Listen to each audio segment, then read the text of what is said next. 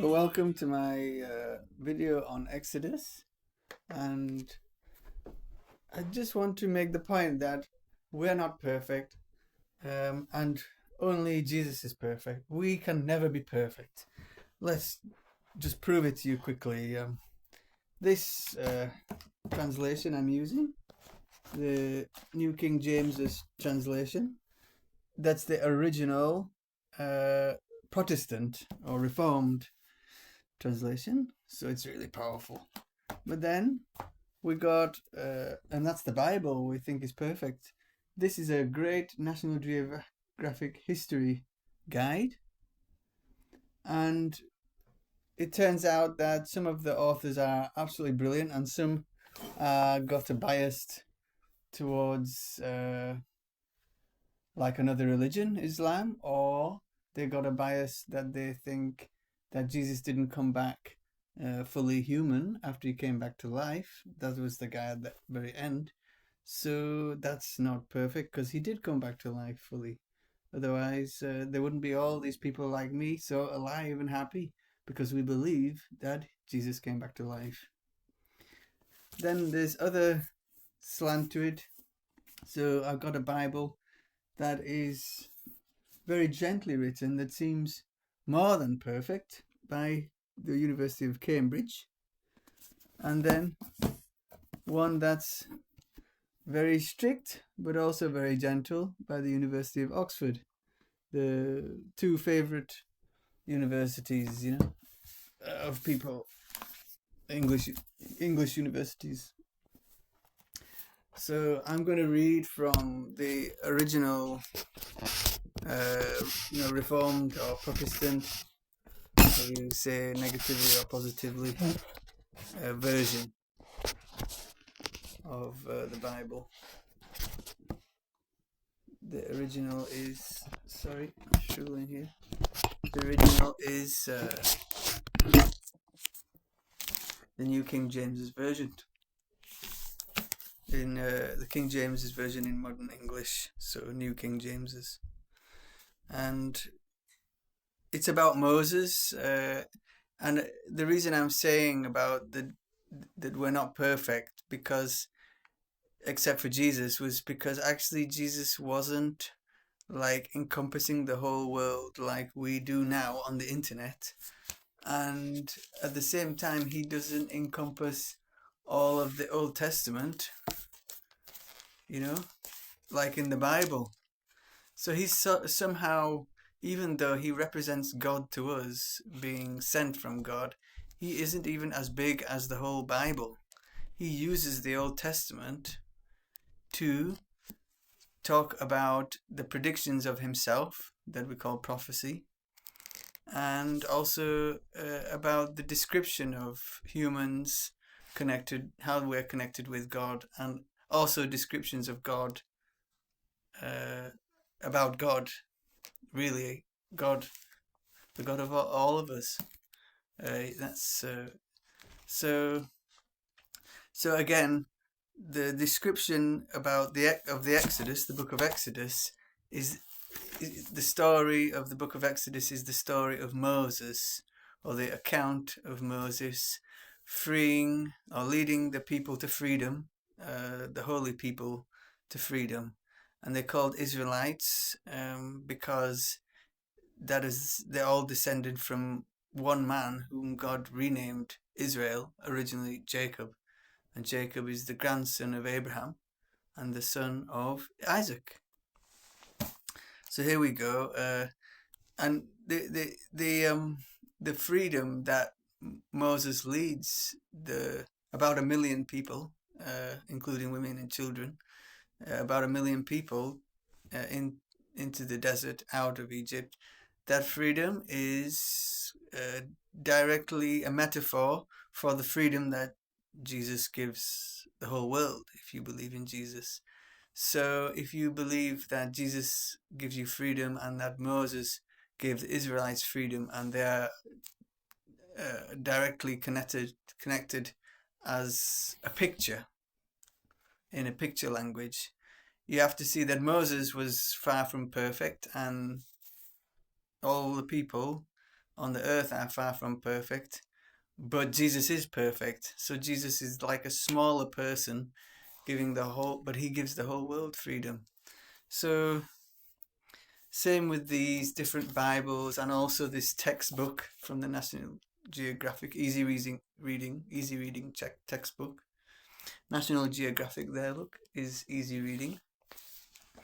So it's a even bigger, maybe not as big as the Bible, but it talks about things, events and places outside of the Bible as well.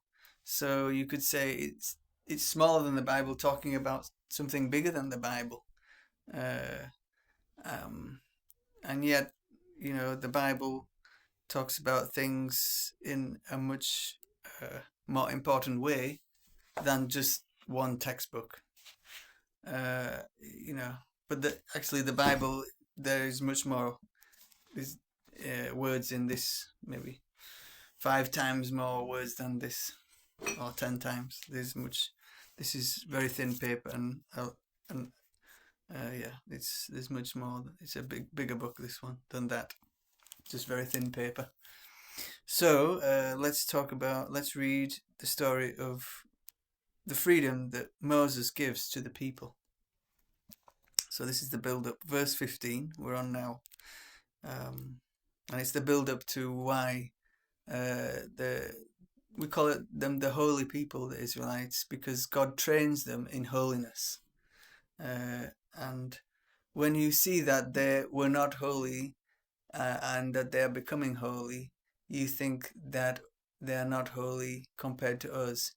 But no, we are less holy than them, and you fool yourself if you don't believe that.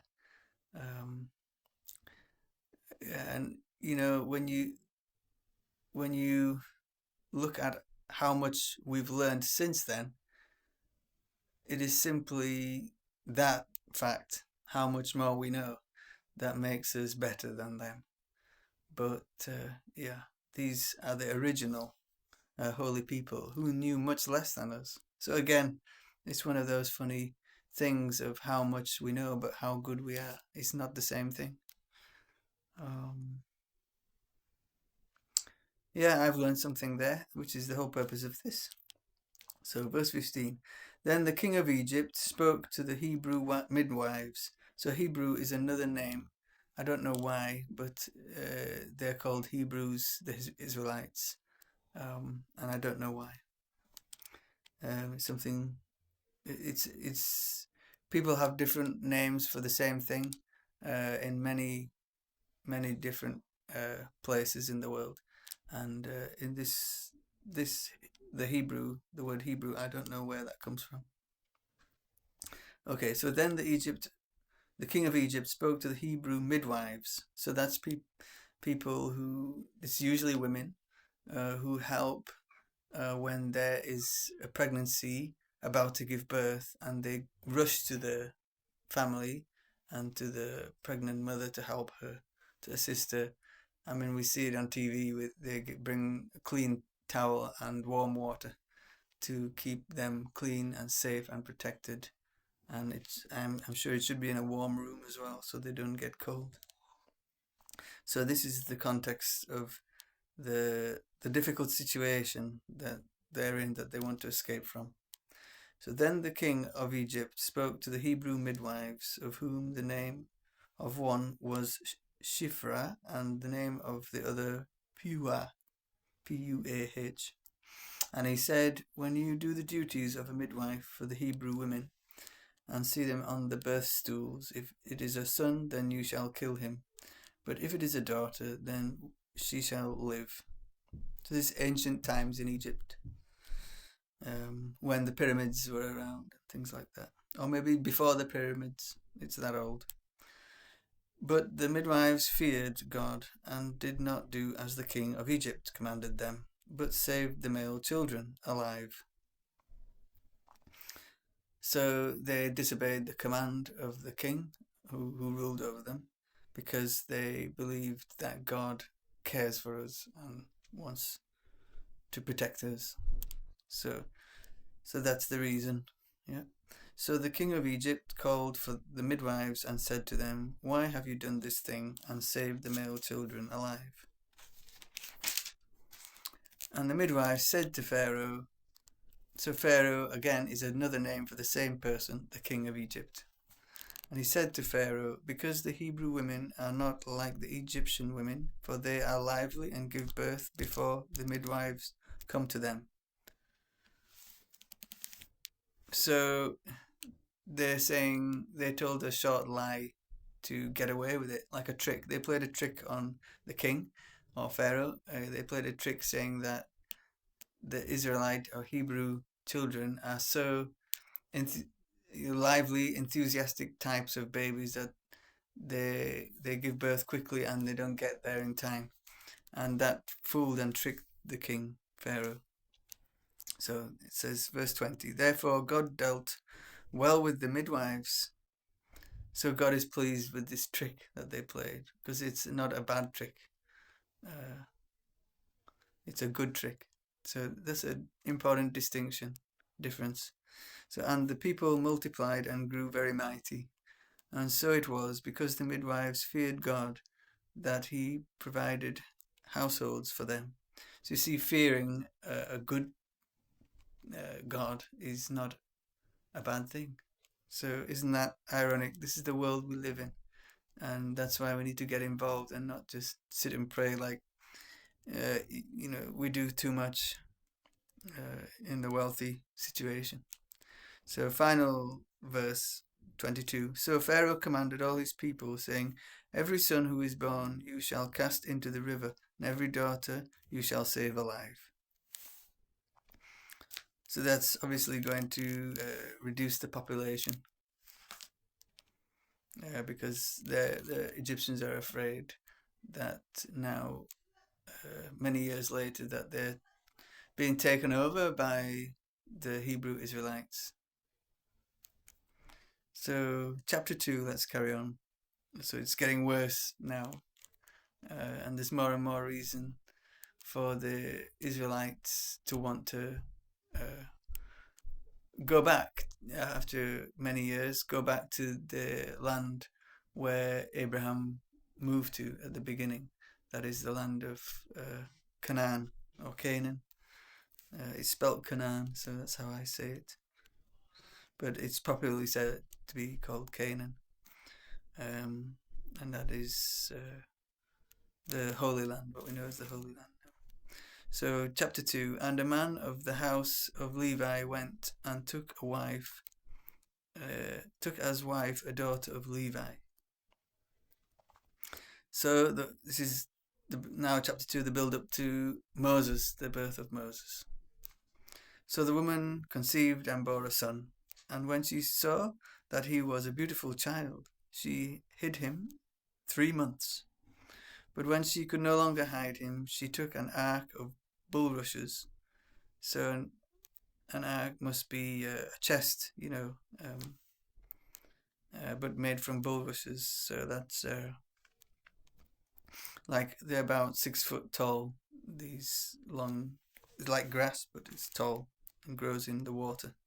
So she made like a chest to keep like a wooden suitcase, but a basket suitcase for him. Daubed it with asphalt. So she covered it with asphalt. It's like tar, pitch, oil, thick black oil that occurs naturally.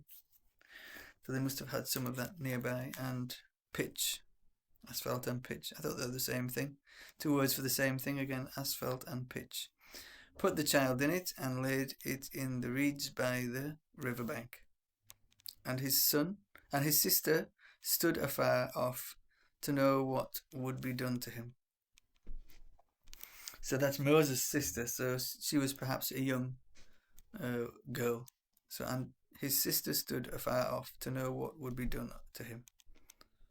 Yeah, so he's a baby, but he's still got a sister who was born much earlier than Moses.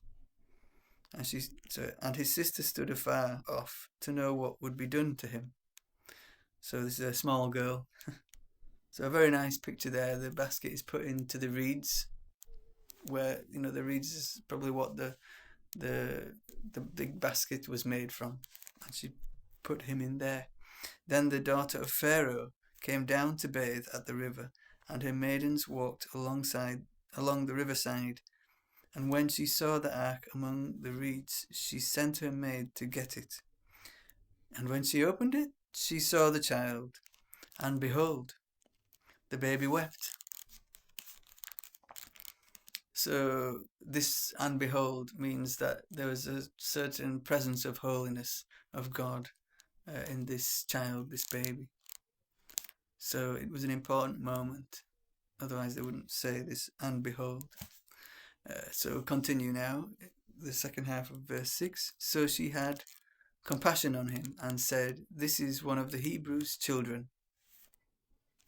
So we'll finish there at chapter 2, verse 6.